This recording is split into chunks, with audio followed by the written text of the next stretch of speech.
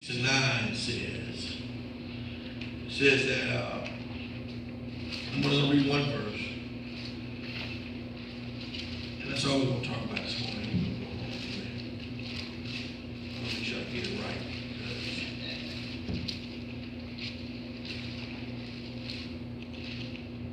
It says, let us not grow weary while doing good. For in due season we will reap if we don't lose. Yeah, I got to break over about it. If we don't lose heart, amen. And I just want to talk about it. She said it very well. I don't talk about it. Galatians 6:9 is telling us that we got to stay with what God called us to do. Even though we may not see any progress, we may not see that we're making any steps forward. Or you ever been in life where it seems like you take one step forward, but you go back 2 steps? Amen. Where you got a little bit of extra money, but then at the end of the month you got more bills than you got money. Where the more you pray for your children, or the more you pray for your spouse, or the more you pray about a situation, it seems like the worse it gets. The Bible says, but let us not grow weary for doing the right thing. Amen. God rewards us for doing the right thing. Amen. You may not get it when you want it. You may not even get it when you think you deserve it. But there's nothing wrong with doing what's right. Amen. And what's right is serving God. He says this message is to encourage the church to never give up on the mission. Regardless of the circumstances that may arise, we should hang on to God's unchanging hand and his promises. If God made you a promise, and the only person knows that is you, amen. And Yolanda Adams sings a song, says, I'll never give up, right? Y'all heard this song? Right? Well, let me help you with that real quick. Y'all know I'm not a singer, but we're going to help you real quick. It says, never give vision that can change the world, trapped inside an ordinary girl. We substitute their name there. She looks like me, too afraid to dream out loud. And though it seems simple, your idea, it won't make sense to everybody. You need courage now if you're going to persevere. So no matter what you're going through, you need the courage to go through what you're going through. Amen. And I ain't going to be before you long, but I got much time. But look, if Tyler Perry, who was homeless, who was broke, busted and disgusted, if he didn't stay with what he was doing, he wouldn't be where he is now. Amen. If Steve Harvey didn't have a dream that he ushered to a teacher that didn't believe in him, and she looked like us but didn't believe in him, and said, boy, who you know on TV? It ain't the point of who you know on TV. It's what's inside of you that you want to do. He wanted to be on TV. Now he's on TV on every channel. No matter what, he's on there. And this philosophy is, I got to get it while I can get it, because there's going to come a time when they ain't going to want me anymore. Amen. So whatever God put inside of you, you got to go get it. Amen. It doesn't say when it's going to come or where it's going to come. One thing I've learned as a Christian is, regardless of how hard things get or how disheartening they may become, come on, talk to me now. Talk to me, right? Talk to me. We must not give up. I discovered in this vocation as pastor, it is that every pat on the back is not encouragement. Every smile is not a friendship smile. And many promises are just idle words. But yet through it all, now hear me down. You ain't got to be a pastor for this. But yet through it all, I must continue to lead, pray, encourage, even those who mean the ministry no good. And that's the same way with you. Everything you go through, you got to not worry about what happens to you. You just got to keep working for the Lord. Amen? Life is full of ups and downs. Things do not always go as we planned. As the young lady said, frustration sets in sometimes. Amen? But in spite of all we go through for the kingdom cause, we must never give up. Listen to what the poet said. When things go wrong, as they sometimes will, when the road you're treading seems all uphill, when the funds are low, the debts are high, you want to smile, but you have to cry. When your cares are pressing you down a bit, Rest if you must, but do not quit. We must we must continue to press our way to the finish line, because greater is he that is within us than he that is in the world. I know it gets hard, but don't quit. I know the journey is tedious, but don't quit. I know you get tired of being lied on, talked about, or even stabbed in the back, but don't quit. We must be mindful that no weapon formed against us shall prosper. When you become a child of God, when you become a child of the God, I don't care what nobody does to you. It may look like they're prospering against you, but that weapon will not prosper against you. Amen?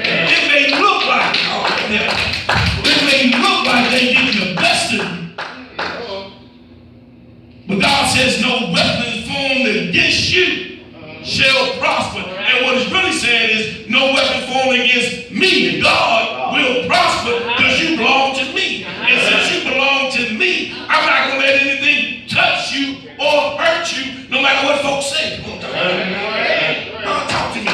So don't grow weary. It says, my brothers and sisters, as born again Christians, all of us are called to labor for the Lord. As we labor for the Lord, the temptation to become weary presents a major obstacle. To become weary means to be beaten out, worn out, and discouraged. Paul encourages us not to become worn out in doing good to others. You know what? You ever ask yourself, why am I doing this? Why I keep on doing this and I'm not making any progress? No, you're making progress.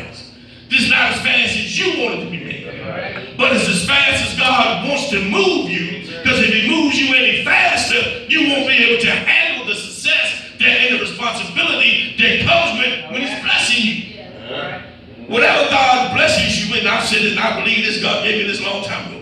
Whatever he blesses you with, he wants you to hold on to it for a lifetime.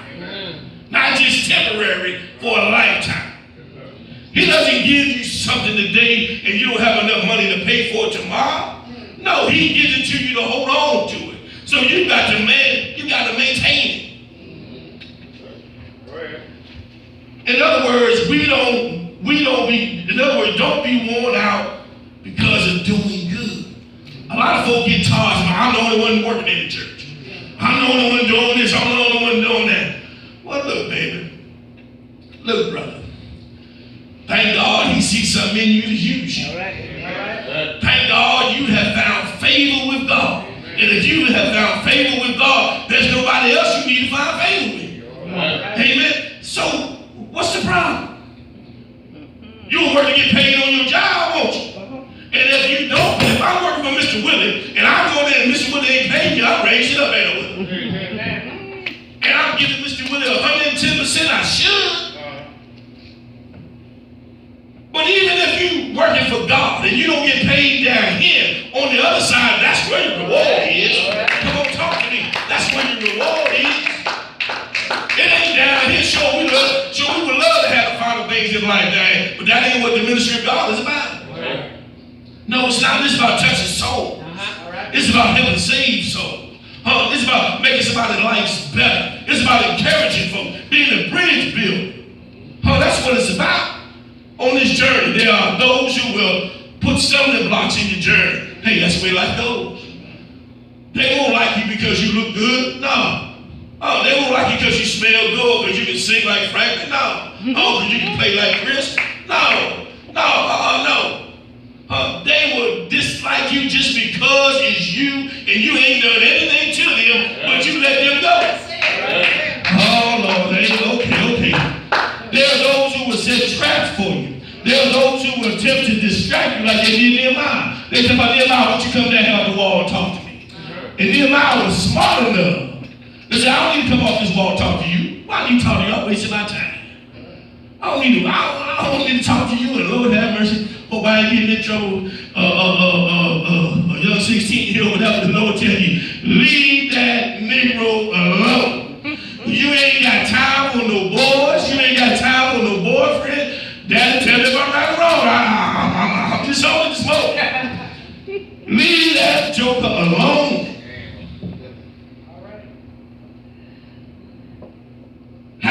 to your standards. You don't lower your standards. If you're an A.B. student, have an A.B. Huh? If you got desires to go to college, have desires to go to college. Huh? If you stand out all night long, you don't need a boyfriend anyway. You got to rest your life worry about a boy. And then bring it home to your dad or your papa. We don't even need 2 minutes. We only need 30 seconds.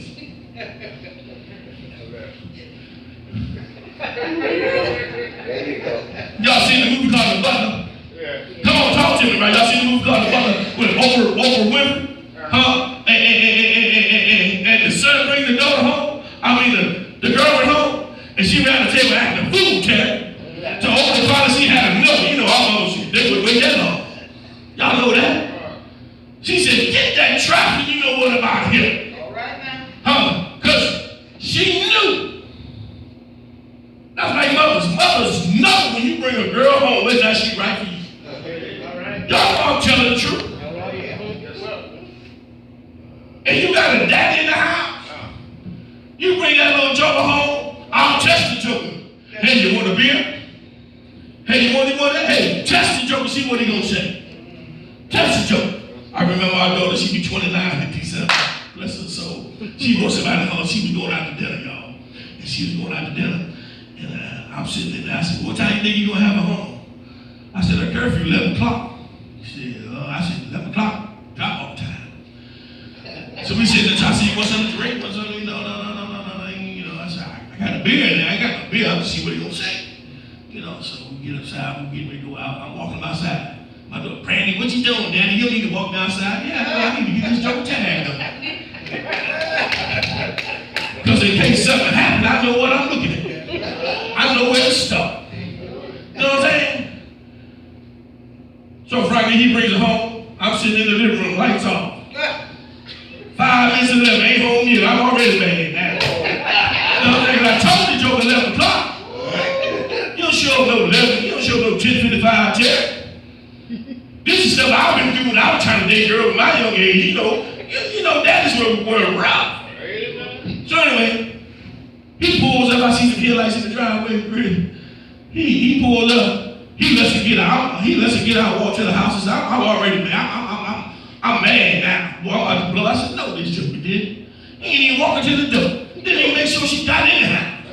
I opened that door. He come around. I said, get on the body. Get on the body. I said, you don't let the girl walk to the house. You make sure she gets in the house. That's what you do. So, all right, Flashbacks. But that's what you do. That's what you do. You can always be daddy's little girl. I don't care. That's it. But on this journey, there are going to be those who criticize you for your good work. It don't take all that. You don't need to do all that. Why are you doing all that? Because you're working for God. You ain't working for them. Amen. God wants your best. He don't want an average. He wants your best that you can give God. Because every time you ask God for something, He gives you His best, don't He? God don't hold nothing back. And if you need $100, pay your electric bill, He give you $125. You got $25 left over to. Oh, thank you, Lord. You ever been there before? See, it can sometimes be disheartening, but we must never give up and be faithful to God. Amen. On this journey, it's easy to become weary, but it's not profitable to quit on God. God doesn't quit on any one of us. Amen. I got about 3 remedies for how we can fix this weariness that we're going on, y'all. It takes a strong determination to please God and knowing that what we do it for Him. You ain't working for man, you're working for God. Everything we do, just make sure God is pleased with it. Amen. Which means you want to do your best and give your best to God, even if you don't see any fruit from it, or your fruit may be 5, 10, 15 years down the road. But you planted the seed. The seed was right. It just takes time for the seed to grow.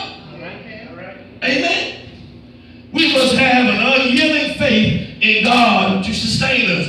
You got to trust God no matter what. Even when you might be homeless, you may be hungry, you may be broke, you still got to trust God and don't turn your back on God. Amen. You got to be like Job, that no matter what happens, I ain't running, I ain't turning. For God I live, for God I die. That's how we got to be. Amen. We must be bathed in the word. The psalmist says, but his delight is in the law of the Lord, and in his law do he meditate day and night. Which means you live the word, you breathe the word, everything is about the word. Amen. That doesn't mean you so heavenly bound you ain't no earthly good. Because there's a lot of folk who act like that. They so spiritual that they ain't no good down here on earth. They ain't doing God any good. And part of our problem as Christians, let me help you this morning. Part of our problem, we don't want to meet folk where they are. We forget where we come from, Dixon. We forget how we grew up. We forget what we didn't have. And now we got to go to mother's house or sister's house or brother's house to do communion. And since we don't live like that anymore, we can't go in there and do communion. Well, you can't be a servant of the Most High God then. Because Jesus went places nobody else wanted to go. But because I made it now, I can't go to somebody's house. That's beneath me. Okay, y'all see. You had to be through it. You had to be there to understand that. And in that case, what you do is you tell that joker, well, your services are no longer needed here. Go somewhere else. That's what you tell them. Everybody ain't strong enough to tell them that. Everybody ain't? Got 3 points that we're going on. Remember these scriptures that we're going on. Amen? One, there is strength for the struggles. Jesus says, and lo, he is with us always. Jesus ain't never going to leave. Number 2, God is for us. He is more than the world against us. And number 3 is, payday is coming someday. I know we look at payday on Monday, Tuesday, Wednesday, Thursday, Friday, right? You know when it's time to get paid. Right, y'all remember back in the military when you had to go stay in the pay line? You know, you go stay in the pay line, you did. Back in the day, I think about $400 or $500 money, y'all. Right, that's what we used to get. Right, about $400 or $500, you go and you get your money. Oh yeah, good cash money. Yeah. Now everything's online. But payday is coming. Jesus said, behold, I come quickly, and my reward is with me to give every man according to what they've done in the flesh. We're going to give an account for what we've done now. We're going to give an account. I know some people look good. I know they, but hey, our pastor used to say this. You're going to be surprised 3 times when you get to heaven. 3 times. And if you listen to Pastor Scott, he's a good teacher. Best teacher I could have had. You're going to be surprised 3 times on 3 different levels when you get to heaven. Somebody got into heaven you thought wasn't going to get in. All because you didn't see it in church. All because they didn't say jump up, run around the church and do pray hallelujah and all that. You gonna say they ain't got no business up in here, but they in there. Number 2, some big time joker you thought who had it all together. Ain't up there. I told my friend Pickle, I'm gonna tell you who we talk about. I said, he gonna be the highest ranking person down in hell when he's down. Yeah, he is. So somebody gets in that you thought wasn't going to get in. And somebody you thought was going to get in, who played the role, but didn't do what they were supposed to do, and didn't get in. And you got in. That's what our pastor used to say all the time. You're going to be surprised. Payday is coming. I saw a movie yesterday called Heaven is Real, right? Y'all seen that movie before? About the little boy. And his daddy was a pastor at the church. His daddy somewhat believed him, and somewhat didn't believe him. His mama just didn't believe him at first. His mama just didn't believe him now. Until at the end of the movie, she's talking to the little boy, and he said, I met her. She said, met who? I met the daughter that you gave birth to that died. Now that got her attention quick. They told nobody that. So how in the world this little 4-year-old boy gonna know you had a, well, no one, they didn't even know the sex of the kid. How in the world you gonna have a kid that died that nobody knows about but you and your husband? But the boy says he went to heaven. I'm a firm believer, you ain't got to die to go to heaven. No, you don't. But he went to heaven and told them some things that only they knew. Only they knew. After that, his mother believed. But you know what? Heaven is real. It is real. And if we ever run across somebody who said they went to heaven, how come we can't believe that they went to heaven? Because we didn't know? Because it's not logical, is it? God ain't logical. Huh? He ain't. We think you gotta die to go to heaven. If I die, I ain't coming back. But you hear about people who's on the operating table all the time who have out-of-body experience. Huh? You hear about it all the time.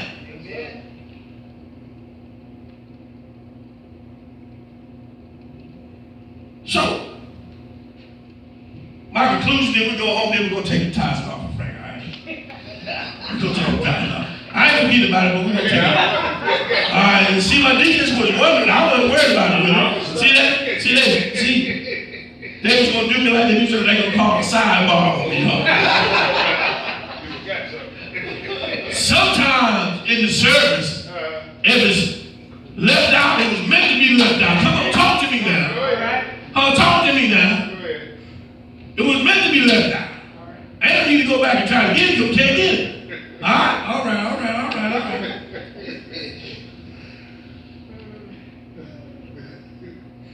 We've come too far to give up, y'all. You come to, even as a 16-year-old, she's come too far to give up. She sat there and gave her personal testimony in front of all of us who are strangers. Really to her who are strangers, except for her daddy and her grandparents. Huh?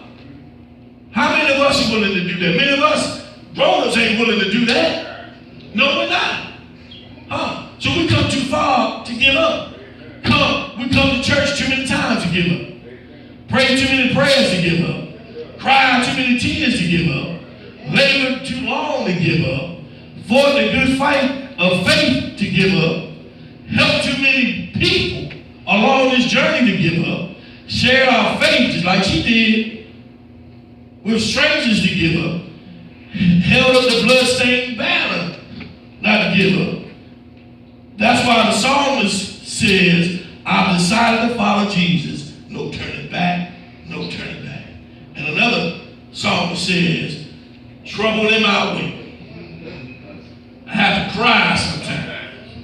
I lay awake at night, but that's all right, because I know Jesus is going to fix it after a while. Huh? So trouble don't last always. And when you're in trouble, let it stay there. Because you're coming out on the other side. It doesn't matter what you're going through, whatever. Don't give up on God.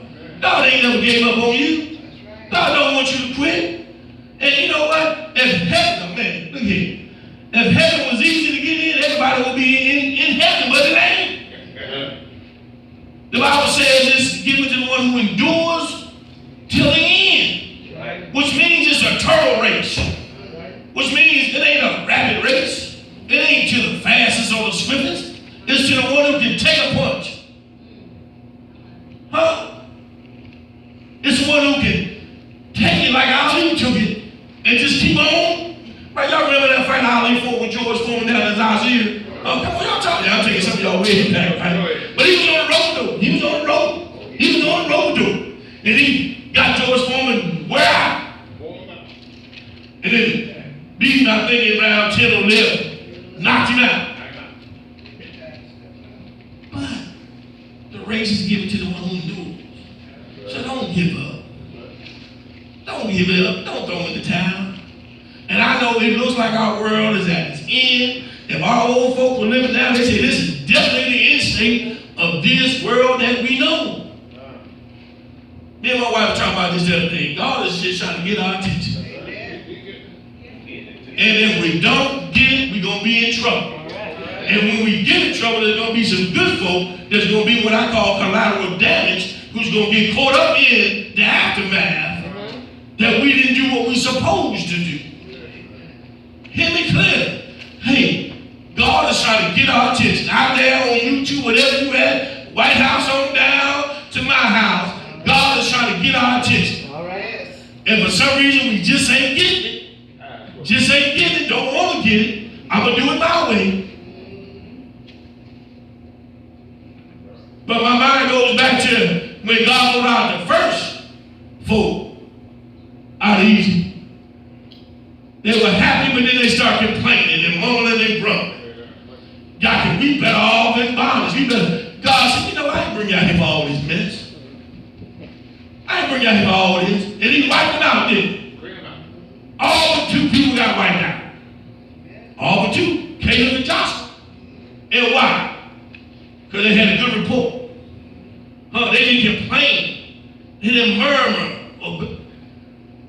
No.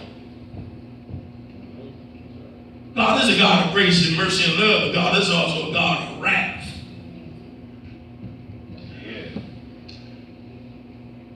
Miss Helen, who was my cousin, she did me 98. I met her in 04. She said something to the effect that the Lord's going to whip you real good for that. That was old folk talk. And the Lord is whipping us real good now. He is. Because we ain't doing the right thing. We ain't doing the right thing. All we got to do is do the right thing. And God will be happy. But if we don't get this, we're going to be in trouble. I believe that. We're going to be in trouble. And for us, we're the AARPs thing, but for those youngsters coming up, those are the next generations. Those folk are coming up into a mess. Into a mess. Don't give up. Don't quit. Your generation can change. And y'all working on it. Y'all working on it. Keep on pushing. Don't give up. Don't grow weary and well doing. For in due season. It says for in due season, you're going to reap what you sow. You're going to reap. It doesn't say when, how long, whatever, but you just keep having the faith. And you're going to reap what you done. Amen. Amen. Amen. We're standing. Amen. And this is what we're going to do. This is a little bit different. Go ahead, Chris. You get on there and you're going to play for us, little brother. And I'm just feeling good, y'all.